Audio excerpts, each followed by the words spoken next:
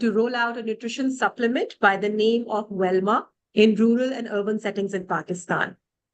Before we move on, before I ask Maggie to introduce herself, I would request all the participants to actually write their names in the chat and maybe introduce themselves as to where they're from. Maybe you can write your name, your country, your area of work, and so that we can engage any questions or entertain any questions at the end as well by taking your name.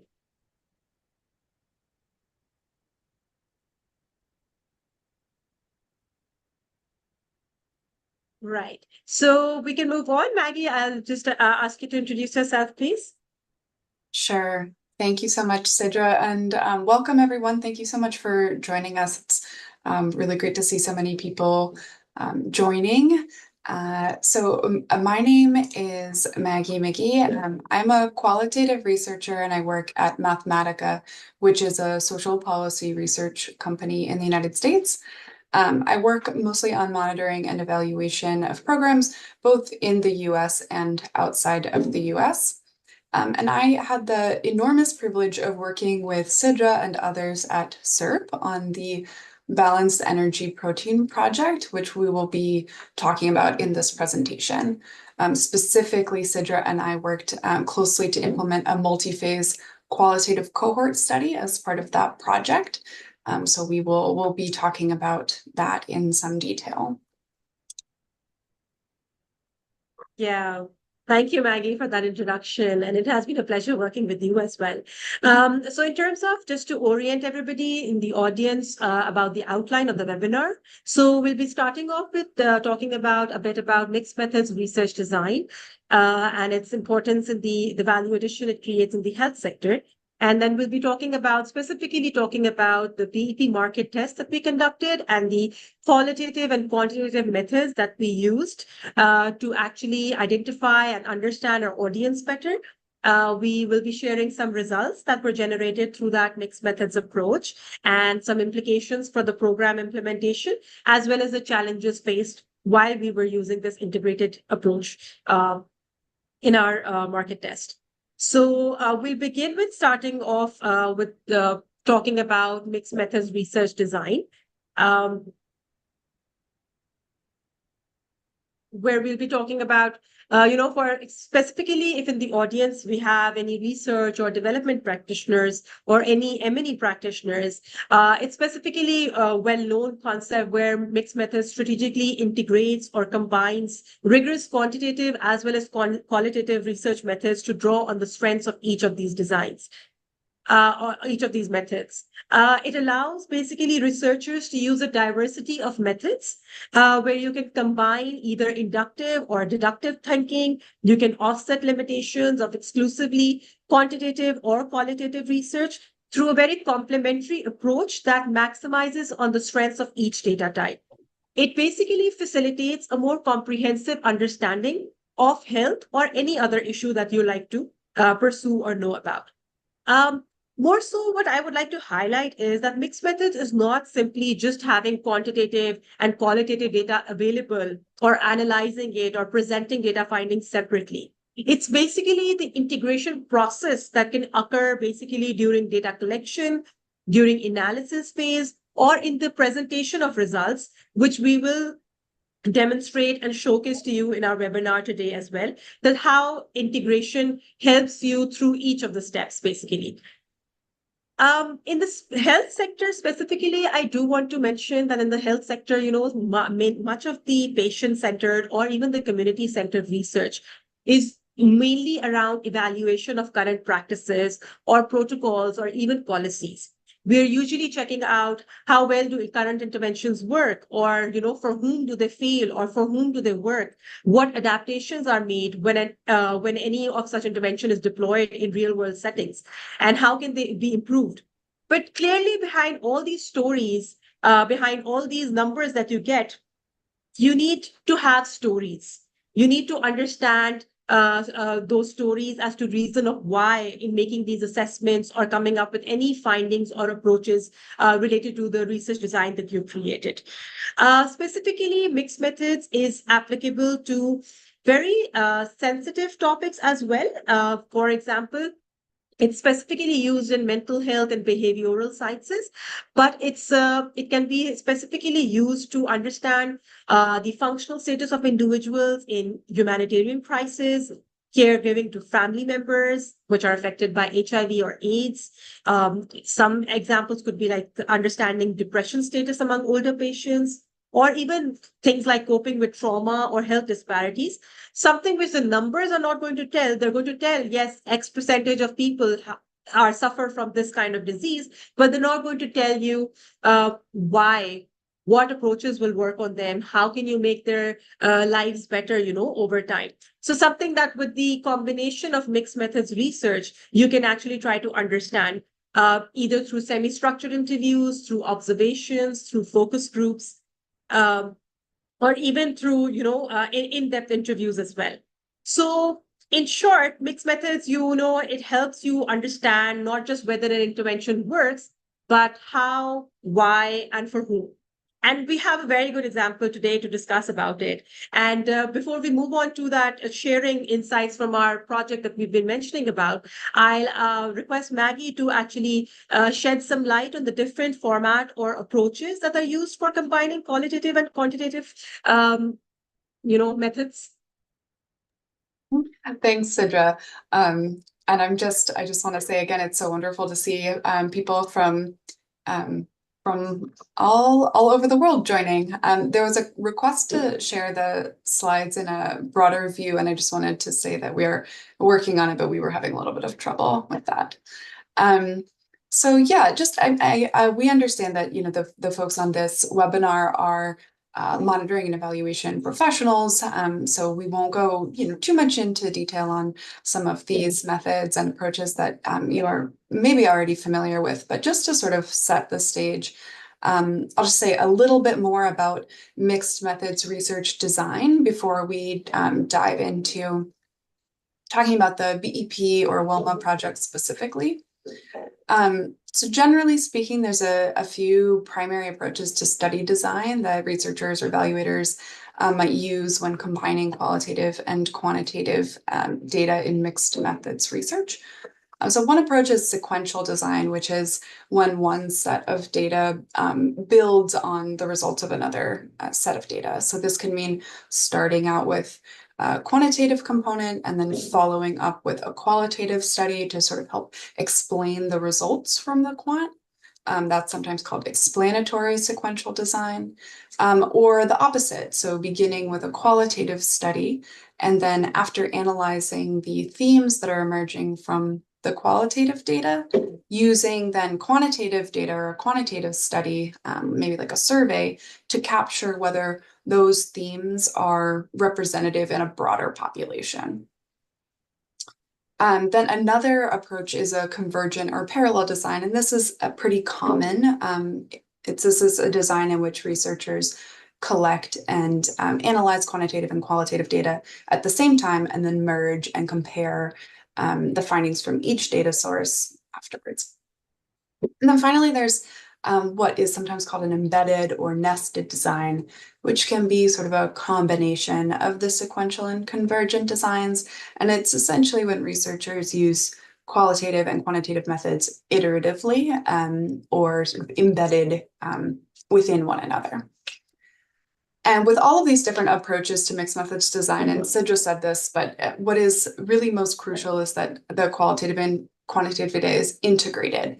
So it's not just a qualitative component and a separate quantitative component, but rather both kinds of data inform one another to lead to a more comprehensive or deeper understanding of whatever is the topic of interest. And so with all of that said, we wanted to share the example of the balanced energy protein project that Sidra and I have both worked on. And because in this project, the teams, which was from SERP and Mathematica, used several different kinds of qualitative and quantitative data in combination and in a combination of approaches. And we really strive to integrate the qualitative and quantitative components, in this case, to understand what it was that was driving pregnant and lactating women to use or to not use this particular product. Sorry. So I will pass it back to Sidra just to tell a little bit more, describe a little bit more the project itself and the different data sources that we used. Thanks, Sidra. Thanks, Maggie. Yes, so in terms of, BEP project, which was basically just for the audience, like we'll keep using the word BEP, but it's actually balanced energy protein, basically a nutrition supplement for pregnant and lactating women. And we actually named the balanced energy protein as a branded name, which was Welma. So basically, the objective of the business model that we set up was to make this product more affordable, acceptable, and accessible based on WHO recommendations for daily consumption. We wanted to test the uptake and the consumption frequency of this product, which was sold via private channels to determine, fully subsidized strategy using government's priority subsidized strategy compared to the government's existing poverty alleviation program. We also wanted to assess whether there was a potential to build a sustainable market via private medical channels at a minimum, price that would easily be break even at scale. So, in order to test and generate evidence that could inform future decisions, we use mixed methods approach, and I have put up a slide where we had different phases in the project. So you can see that there was an initial phase, which was basically the pivot phase. Then we moved on to a refinement phase. So during the pivot phase, we basically set up one rapid small sample survey, which was a quantitative one. And we conducted it with only 400 pregnant and lactating women. And, we tried to understand because there were 4 different districts. But then during our refinement phase, which was basically confirming if the model was effective, how we had set up, was it working or not? So we had 2 types of data collection methods. And one was in-depth interviews with pregnant women, and another was exit interviews at urban clinics. So these urban clinics were where there were healthcare practitioners, and we were conducting interviews with all those who were exiting the clinic, whether that was a pregnant woman or whether that was a lactating woman, whoever was coming in as a patient at the clinic. So then at the scale up phase, which was optimizing the cost effectiveness and, optimizing the model further, we conducted in-depth interviews with lactating women.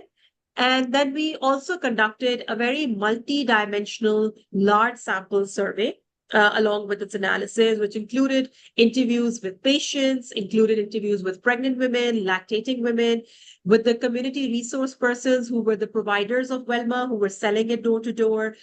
We were also interviewing the healthcare practitioners who were prescribing Welma to women to understand, how the demand generation has been, or are people actually liking it? Are they willing to buy it?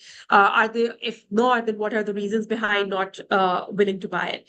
And then we also conducted a short survey within the catchment area around the healthcare practitioners to understand the reach of our product as to what kind of people were coming to the clinics to purchase the product and what kind of people were visiting the clinics to, understand if we were actually reaching out to the right audience. So it was basically a mix of multiple quant surveys that we conducted, multiple in-depth interviews that we conducted in different phases. And that's how it also sets this project very unique because, it used different approaches, as I was discussing with Maggie just before we started off this webinar, that maybe we should call this, a nested design, because it started off with, an explanatory approach, but then moved towards an exploratory approach for data collection. And hence, I think the findings that we move on further are going to further enhance or, showcase how effective this methodology has been.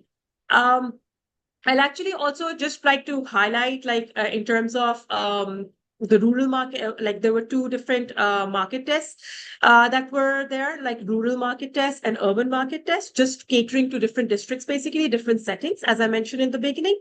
But I do want to shed more light on how we set up the qualitative interviews with pregnant and lactating women, because it wasn't just like doing a focus group discussion or just doing it at different intervals of time, but rather we set up an entire cohort study, which I would really invite Maggie to share more details on, of how we set that up, and how at what intervals we'll be interviewing people, because that was something which we really wanted to share with a lot of people, because that's something that everybody can adopt while they're implementing such kind of research studies. So over to you, Maggie, to discuss some more about cohort study, qualitative interviews, and cohort study. Sure, thank you. Yeah, so I will speak a little bit more about the qualitative cohort study. This was the portion of the work that I was most involved with, and it really was a pretty unique design. So, and this slide has a little bit of information about the cohort study. I know that it's a lot of information, but I'm going to walk through it. So the overall purpose of the qualitative cohort study was to capture the perspectives and experiences of pregnant and lactating women who had used the BEP product called Wellma. So that would be, women who had already purchased and tried the product. And we wanted to, in particular, investigate the factors that were associated with uptake of Wellma and continuing Wellma and discontinuing Wellma. And we also wanted to explore how pregnant and lactating women's capabilities and motivations and opportunities influence their behavior regarding nutrition generally and Wellma consumption specifically. And since Wellma is a product that is recommended for women throughout pregnancy and lactation, we really wanted to capture whether the experiences and perspectives related to Wellma changed at all over the course of pregnancy and lactation. So this was a line of inquiry which was well suited to a cohort study where participants are followed over time and interviewed at distinct times, in this case during pregnancy and lactation. So as it was designed, the cohort study would follow a group of 10 women in each of 4 districts where the program was implemented. So it was 2 rural districts and 2 urban districts. And we plan to interview these same women 4 separate times. So once during their second trimester, so sort of right after they started using Wellma, once during their 3rd trimester, before giving birth, once then in the first few months after giving birth to see how their consumption of the product might have changed, after having a baby. And then finally at about 6 months after giving birth, which is for many women who are nursing, that's the time that they begin to introduce complementary foods into the baby's diet. And for each round, we explored women's perspectives on experiences with Wellma. But we did create distinct, so different semi-structured interview guides for each round in order to address very specific questions related to each phase of pregnancy and lactation. And we developed those interview guides iteratively so that the findings from earlier phases of the qualitative cohort study, as well as findings from our quant data and findings from anecdotes from the program implementers, so that all of those things could inform the kinds of questions that we would ask then in subsequent rounds of the cohort study. Before we move on and talk about, sort of more integration of findings and findings themselves, I just want to mention that that was how we designed the cohort study, but in practice, it was a little bit different. We did have some trouble maintaining contact with cohort study participants. So what that meant is that in each round, we ended up recruiting some new participants into the cohort to replace the ones that have been lost to follow-up. And what that meant is that, we weren't able maybe to get as clear a picture of how an individual's perspectives and experiences with WELMA changed over time, but we did still get really rich data about, from groups of women at specific times in pregnancy and lactation. And we're going to talk about some of the findings, but Sidra, did you want to say a little bit more about the approach to integration of qual and quant data on this project? Yes, thanks, Maggie. I think it would be nice to let everybody know, like as I was mentioning about, different surveys that we have done in different phases. So like, for example, the initial quant survey that we set up during the pivot phase of the project that revealed certain findings.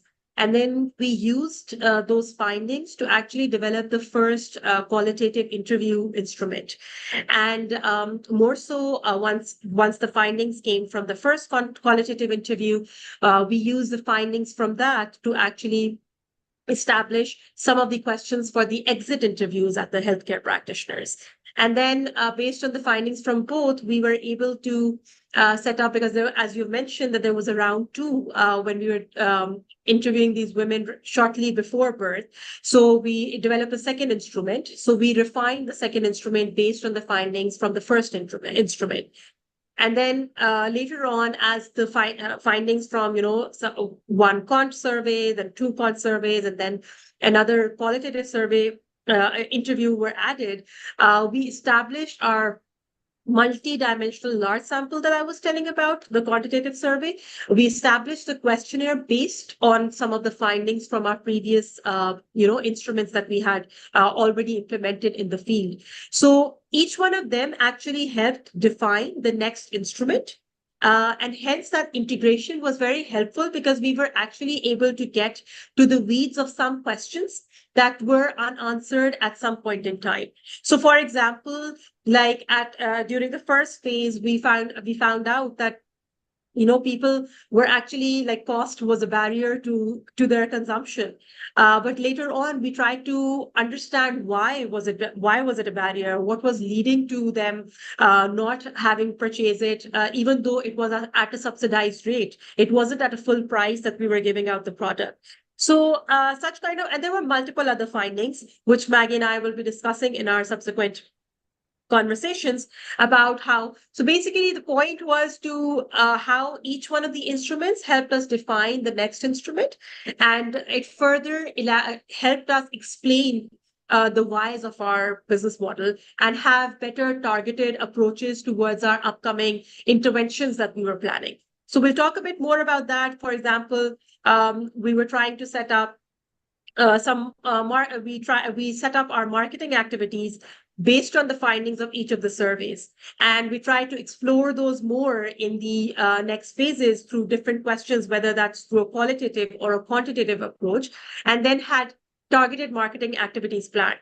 And we could see the results as it helped increase the consumption frequency, it helped increase the reach, it helped increase the understanding of the product, it helped increase the trust among people about the product. So there were multiple subsequent positives about integrating, having that integration between, different data collection methods. We can probably discuss some of the findings, Maggie, and that will help the, our audience learn better as to how each one of them helped. Yep. Thanks. So we could move to the next slide. And I just want to note that we had a question come in. Thank you for that question. I think we're going to save questions.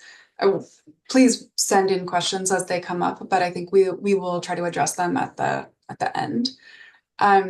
So I'm just going to share a couple of examples of findings from this research that were the result of integration of qualitative and quantitative data, like Sidra mentioned. Again, this is a really dense slide. I'm going to talk through it. It's not necessary to read all of this content. This was just, it's sort of just to demonstrate how we did bring together the qual and the quant. So this first finding was related to pregnant and lactating women's knowledge of WELMA and experience of the benefits of WELMA. And this was an instance where findings from the qualitative cohort study validated and expanded on findings from the rapid small sample quantitative survey that was administered or conducted before the cohort study kicked off. So results from the small sample quantitative survey showed that most pregnant and lactating women could identify some nutrients provided by Wellma, so like vitamins, minerals, protein, and they could identify benefits to pregnancy and lactation from Wellma. In the small survey, most women also reported that experiencing improved health was one of the reasons that they continued to purchase Wellma. So that was a really promising finding sort of right off the bat. But with the cohort study, we then followed up on this question, on this line of inquiry.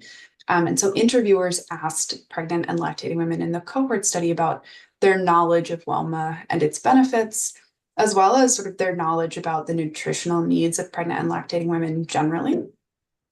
And like I said, what we found validated the findings from the survey. So the cohort study participants we found were pretty knowledgeable about Wellma, and they had experienced its health benefits personally. So in these interviews, for example, women provided really specific details about how Wellma had improved their own health.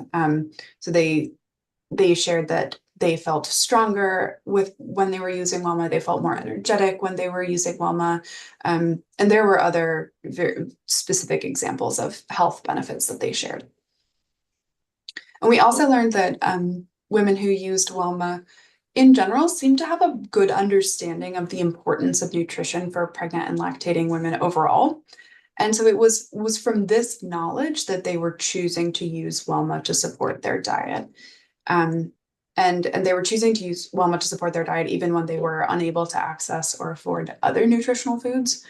So the finding here was that, knowledge about Wellma and their personal experience of Wellma were primary factors in motivating purchases, which was important for the program implementers to understand, or the market test implementers to understand, that this was sort of a key motivating factor, and maybe not as much things like taste of the product or other like branding, things like that. That was one finding. And then I think we can move to the next slide.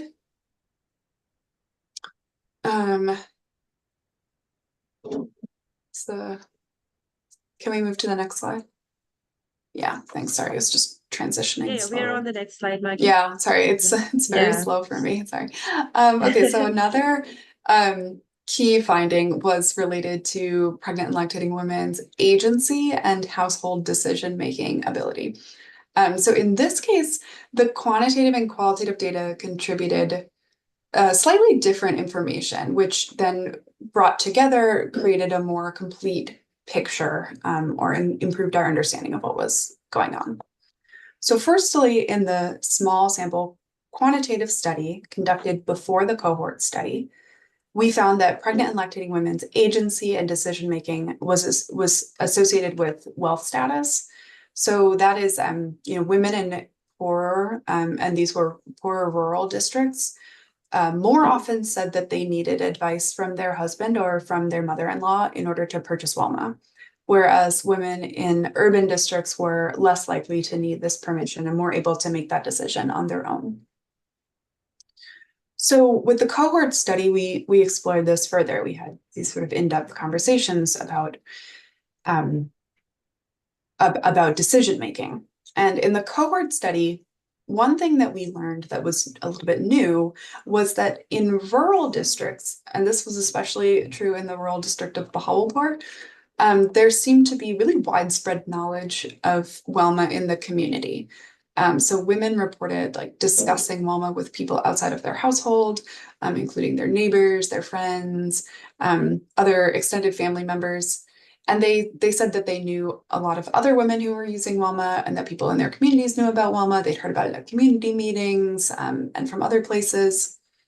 And they generally, the folks in the community generally felt that Wellma was a good thing. Some of these women actually in these interviews even said that they had recommended Wellma to other women and essentially like influenced other people to use the product. In the cohort study, this didn't appear to be the case in urban districts where the population is maybe a little bit more transient. People don't know their neighbors as well. But it was, a small sample, so we couldn't tell if that was generalizable. So then finally, with the large sample survey that was conducted as the cohort study was wrapping up, we gained additional data points to help clarify and validate sort of what we were seeing about agency and decision-making. So specifically the large survey found three things. So first, it found, again, that women in poorer rural districts tended to have less autonomy in making the decision to purchase Walmart. It also found that women in rural districts knew more people in their network, like in their community, who were using Wilma, as compared to women in urban districts who did not know as many people using Wilma. And then finally, the quantitative survey found an association, a positive association between knowing more people who are using Wilma and purchasing Wilma. So essentially, people who know more people who use Wilma are more likely then to purchase Wilma.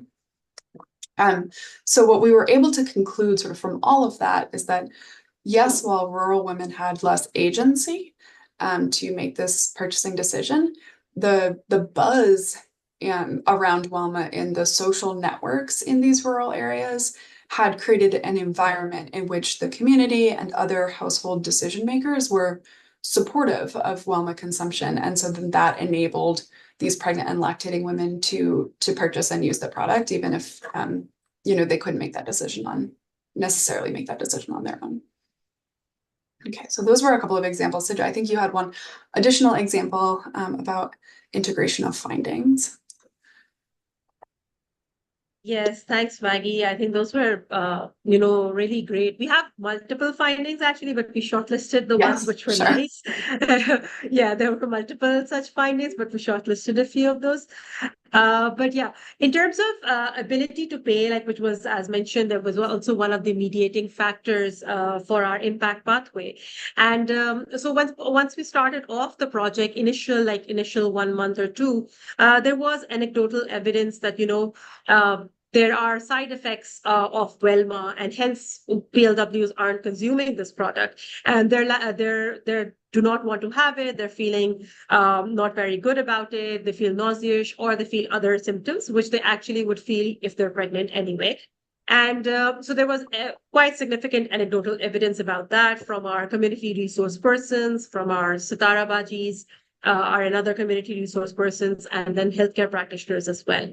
But moving forward, we set up this quant survey and we asked people as to what were the barriers in terms of consuming Velma. And it turns out that price was basically the primary barrier to purchase.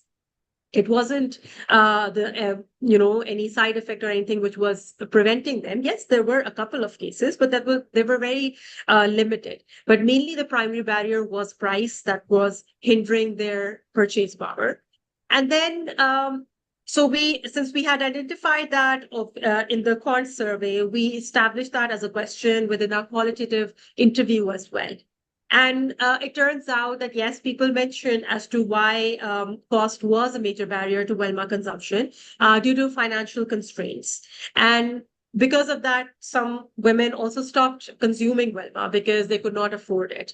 And since if there was an increase in cost, they would definitely stop it. But at the price, at the subsidized rate that they were getting it, they were still able to buy it, but hence they could not move towards continued consumption as we would like them to have, like at least one sachet a day. But that was a barrier. But then how qualitative interviews have the strength of qualitative interviews is that you get to know some unintended consequences of your intervention as well. And one of those was that once we were conducting this interview while talking about price and cost, we found out that some women reported that they were actually using because this was a nutrition supplement, they were using this nutrition supplement as a meal replacement rather than, as a supplement in itself, which should be taken in addition to a regular diet. And that was something made us very curious. And we were like, oh, what if, a lot of people in the community are doing the same thing? Because this was with a handful of women out there that we were interviewing during their pregnancy phase. And so what we did was, and how that shapes up really well in terms of integration, is that when we were planning our multidimensional large sample survey, we added that as a question to specifically ask people if they were using Welma, as to how were they consuming Welma, whether was it as a regular diet, or was it in addition to the regular diet, or was it as a meal replacement? Because, in rural communities, you do find this as a problem because they have this financial constraint. So since it's a nutritious product, so they can easily, understand that, oh, let's replace any other nutritious food that we cannot afford, let's suppose some vegetables or fruits, and let's just have this in place. So during our large sample survey, we asked this question. We wanted to confirm, we wanted to at least explore this further. But interestingly, when we explored this during our large sample survey, most PLW, rather majority of them, reported that they were eating Welma in addition to the regular diet rather than a replacement. And they were not sharing it with others either. They were having it by themselves, all this entire sachet by themselves. So, I mean, that was a great way to understand as to a one-off consequence that came up, to understand it through the large sample survey. And then while the large sample survey, in terms of ability to pay, while cost was a barrier and it remained the barrier till the end, even our sample survey, while going over the impact pathway, it large sample survey ensured that everything was working well during that impact pathway, but ability to pay was something that remained a consistent concern.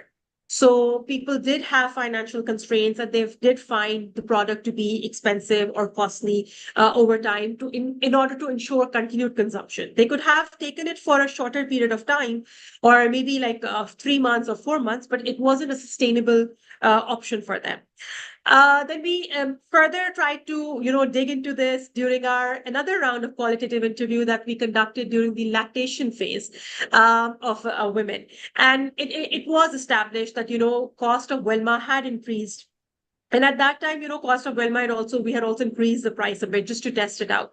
And women reported that, it was difficult for them to consume because they could not afford it due to financial constraints. And some of the family members were also concerned because obviously they have to create a balance between buying food for the house or for their little children than just consuming a nutrition supplement during the lactation phase.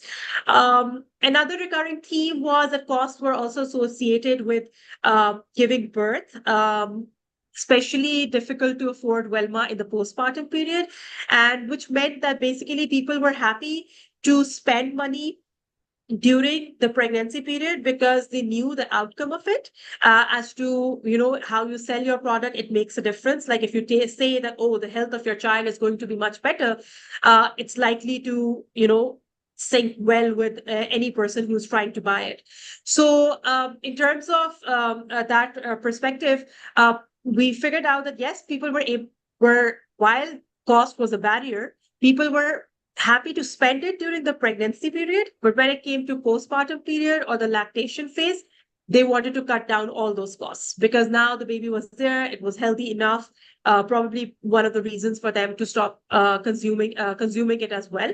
But in terms of cost, it did remain a barrier. It did remain a challenge throughout, and it was something which specifically influenced Welma consumption throughout the journey of the woman that we followed during this time. So yeah, so that is something that you might be able to see on our screen, some quotes that we've got from our from the women who specifically mentioned that after delivering they have to take a lot of medicine and they've stopped consuming Welma because probably their expenses have increased. So it's a great way to validate your findings, and I think something that was established, and it seems like, oh, it's just 4 boxes, but it's like a 1.5-year journey basically that you're setting up over time to understand as to exactly if a product is making that difference and if actually cost is a barrier or not. But here, Maggie, we can also maybe share how these findings were probably used in ways in which it impacted the program. Maybe we can also share some insight on that as we've shared how integration took place. Yeah. Just to pause for a second, because we had a couple of questions come in, and I wanted to just see if maybe we want to address a couple of these questions really quickly before we sort of wrap up the presentation. Because there was a question in the chat about whether WELMA was approved by any government or food authority, and I realized that, you know, given sort of the constraints of this presentation, we're using this as an example, but we weren't able to give sort of like a really broad, robust overview of the project itself. But Sidra, I'm correct in that this WELMA is approved, and it is the same as the Mamta product that is distributed by the government through the Benazir Nasionoma program, right? Is that it's just that it is being marketed to women who would not be eligible for the Benazir Nasionoma, for the Mamta product. Do you want to add to that, Yes. Sidra, just to clarify that this is Yes. an approved product? Yes. It definitely was an approved product, and it was being locally manufactured. While the ingredients of it were established internationally after lots of clinical trials, but it was being manufactured locally. And yes, Maggie is absolutely right, but that we missed that part of the project because we wanted to focus on the integration aspect of it. But just to answer the question specifically, yes, Mamta was just a different packing and a different name, whereas Velma was a packaging that we were using. Mamta was being distributed through a social protection program that the government adopts by the name of BISP Nasionoma. Whereas we were, and they were reaching out to women who would belong to socioeconomic status of wealth quintile 1 and 2.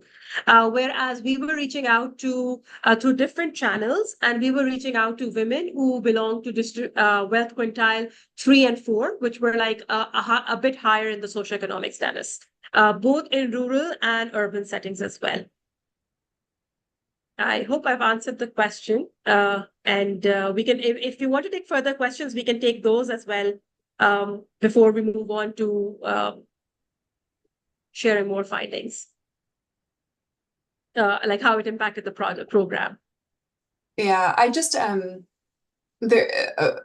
Fatima asked a question about that I think was very similar, Sidra, to what you were actually just talking about, which is that in rural areas, pregnant women might already be having organic foods and using home treatments more than anything, and sort of why would they be interested in WELMA? And I think I mean, I can just say, like, one thing that we saw in the cohort study is that unfortunately and this was largely due to, or it was attributed to inflation.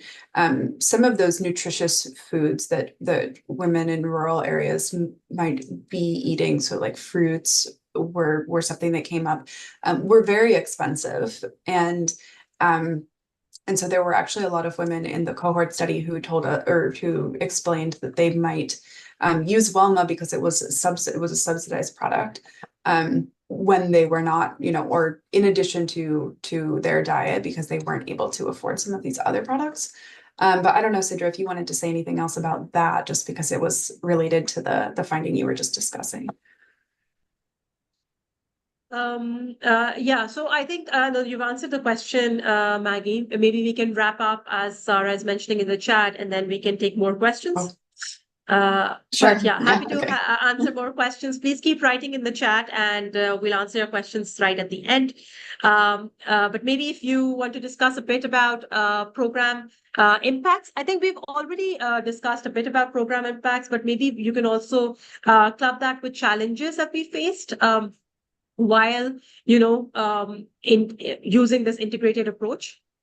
Right. Yes, absolutely. Yeah. So Sidra, you mentioned some of the program impacts, and we can get into that as we take questions as well. But I will just quickly mention some challenges because, sort of as with any ambitious data collection effort, we did run into some challenges. And with the cohort study, a main challenge was recruiting and retaining participants for the study, which I mentioned briefly before. So for the initial cohort, the team at SERP recruited women from our monitoring data. So like we used the monitoring data as a frame for the qualitative sample.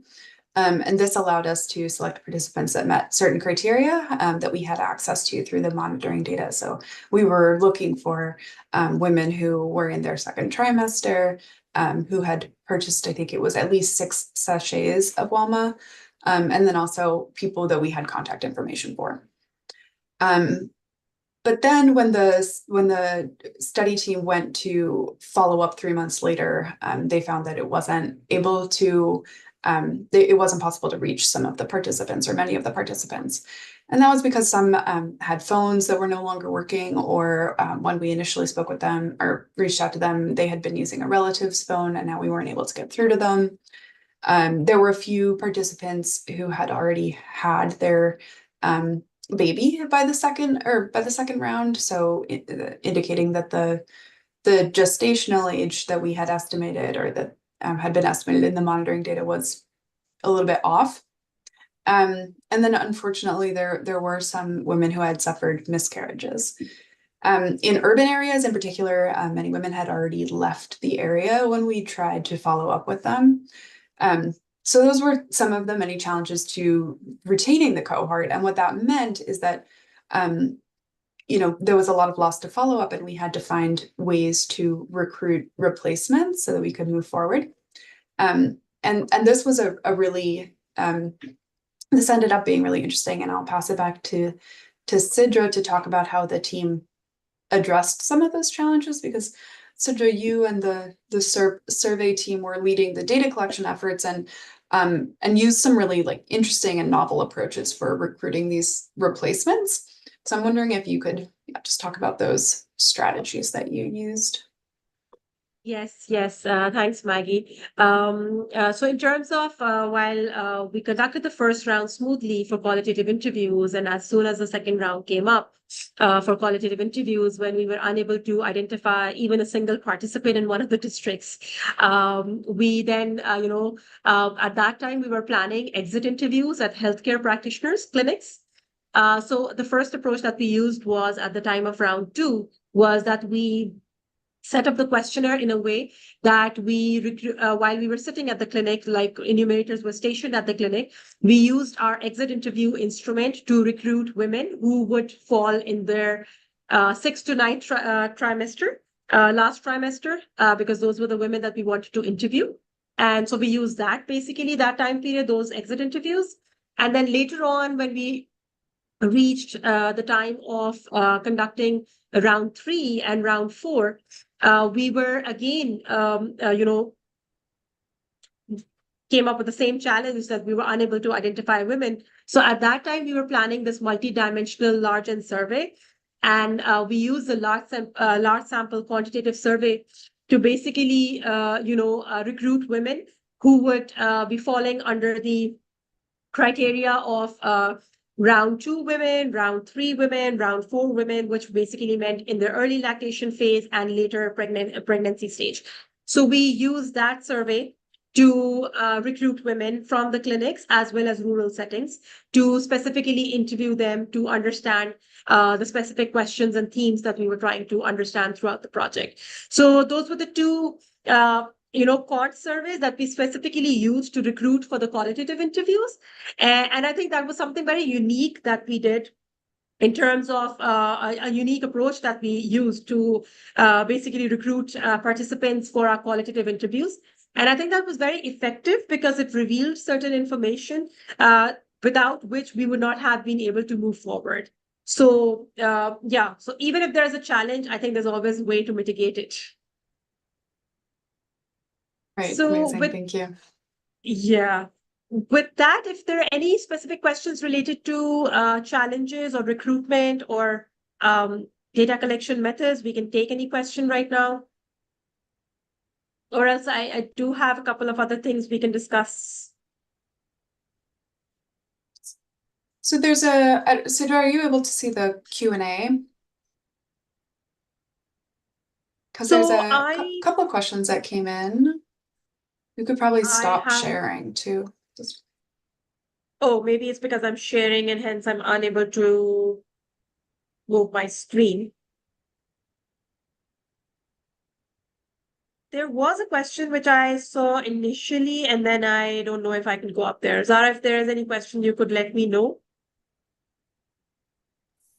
So Yeah, hi go ahead, Maggie, sorry. if you guys could go to the Hi. Q&A too. Yep. That's So, um, great. And so I think, if you guys could stop sharing your screen, it'll be easier for you guys to access the other things. Right. So maybe I can ask Maggie, since we yeah, have been talking about a lot about, qualitative interviews, recruitment, integration with quantitative data collection methods. Um, I thought we could also share, we've also talked specifically about the cohort study setup that we had for the study. So I was thinking maybe we could also shed some light on qualitative sampling as to, how can people sample for qualitative interviews? We had a different design, but generally speaking as well, if they want to recruit for qualitative interviews and for an FGD or for an IDI, is there anything specific that they should take care of? So maybe discussing some of those things. yeah, sure. And I think that dovetails a little bit with one of the questions that was asked in the Q&A. So, Okay. F Fatima had asked, which things should we keep in mind when opting for mixed methods research? And that's a huge question. I love it. And I think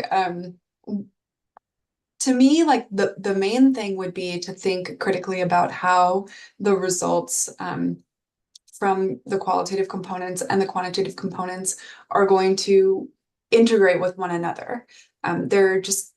I think there are some evaluations that are set up as mixed methods evaluations. They have quantitative data, they're going to do monitoring, or they're going to do a survey, and then they have sort of, maybe some in-depth interviews or some focus groups. But those things are never really brought together to sort of play off of each other or to integrate with one another. So I think the most important thing to keep in mind is how is that integration going to work? And a lot of that then might have to do with timing. When will you do the qualitative work? When will you do the quantitative work? And how will, the findings that you generate through quantitative be then used to create the qualitative study and vice versa. And then Sidra, you asked a question about sampling in qualitative, and I think that's part of this. That's something that people could keep in mind when designing mixed methods research. I think there are probably many experts on this call who understand how to sample for quantitative and how to power a quantitative survey. And with qualitative work, it's a little bit more nuanced. There isn't as clear an answer about sort of how to sample or how big the sample should be. Because overall, the goal of qualitative sampling is to recruit enough participants or have enough observations, so like interviews or focus groups, in order to get the kind of rich, in-depth data that is needed in order to provide an in-depth understanding of the phenomenon that you're interested in. And so, the sample sizes might be smaller or will be smaller than with a quantitative study because they're not determined by a power analysis. Qualitative studies are not going to be, producing results that are broadly generalizable, and they're not going to be used for hypothesis testing. But the goal with qualitative work is to achieve something called saturation. I'm sure many people are familiar with that. I've heard of that.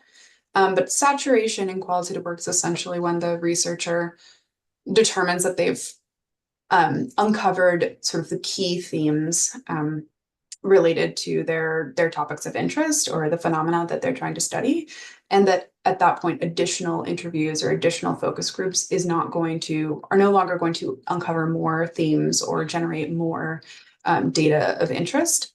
So sort of in theory, the appropriate sample size for qualitative work is like however many interviews or focus groups it takes to reach data saturation. But most of us in our work don't have the luxury of being able to sort of sample continuously or just do as many interviews as it takes to reach data saturation, right? Usually we have an IRB or a budget or have to design a plan for the research. So we need to know in advance, like, how many interviews am I going to do? How many focus groups am I going to do? And we have to essentially make an educated guess about what is going to generate that qualitative data saturation. A couple of things to keep in mind there is just if your sample is going to be more homogeneous, if people are going to be more similar, you might need a smaller qualitative sample size. Whereas if it's a more heterogeneous sample, there's going to be more variation. You might need more data. And then another thing to keep in mind with qualitative data is that the quality of the data collection, which essentially comes down to the skill of the interviewer, that's going to determine the quality and the richness of the data. So if you're able to get really, really rich data, really like generative conversations from a smaller number of interviews or observations or focus groups, then you might not need as many as you would if the data were a little bit more sparse in each. So those are sort of things to keep in mind, but essentially there isn't a super clear answer on how many people to sample for qualitative work. I don't know if Sidra, do you want to add anything else about things to keep in mind when opting for mixed methods research? I think, yeah, you've mentioned it very clearly, more so in things, I think, being flexible in your design of how you recruit. I know this was a unique setup where we had the option of recruiting from quantitative service for the, qualitative sample. But definitely being open to the idea when your integration of how the two can match between the two sets of data collection methods. That's something very important. And I think two more things specifically related to mixed methods is that when you're actually doing qualitative interviews, ensure that you have two people going for an interview rather than one. And that really helps in grasping all the information that you're trying to take in from the respondent. And another thing is to ensure that you are well aware of your cultural and local setting, because you will have to translate your instruments into local language, and you will have to have enumerators who are interviewers who are likely to resonate more with the respondent in terms of language, at least, because they're not comfortable if you let's suppose for example we were implementing in Sin, and while conducting the interview in Sin, the respondents were only comfortable if somebody was talking to them in their local language, which was Sindhi, and they weren't comfortable if somebody was asking them in questions even in Urdu. So things like these are also very important when it comes to from an implementation perspective, when it comes to integrating the methodologies, or even using one of those like qualitative or quantitative independently. More so, there's one more question which I really do want to clarify in the chat is about I get the impression that it's a commercial product, and we're doing a performance evaluation. Just clarifying that mainly it's definitely a nutrition supplement, but we were trying to identify commercial channels, both public and private, to understand which channel can generate more demand and how which channel can be set up for a sustainable perspective. So and yes, as a monitoring, learning, and evaluation team on the project, we were definitely sharing those learnings by analyzing qualitative and quantitative data and feeding that back into the program so that they could, revise their strategy or revise their model based on the learnings from our monitoring, learning, and evaluation analysis. So that's also a very important component, and which also brings me to a culmination point for this global webinar, which actually is the theme of that webinar is monitoring and evaluation system strengthening. And I think like entire talk that we've spoken about is integration methodology, but that is an approach to actually strengthen your monitoring, learning, and evaluation approaches, definitely, in order to have better results and better learnings that you can feed back into the programs. And maybe Maggie, you want to make a last comment about that? And if we've missed any questions, sorry, we can answer them later, or you can tweet us with our names or with our webinar title, and we can answer those in the interest of time. Yeah, I think we're a minute over here, and I don't want to run too much over, but I just want to say thanks so much to everyone for joining. Thank you to Sidra for for being such an amazing colleague, and also for this presentation. And yeah, we can continue the conversation on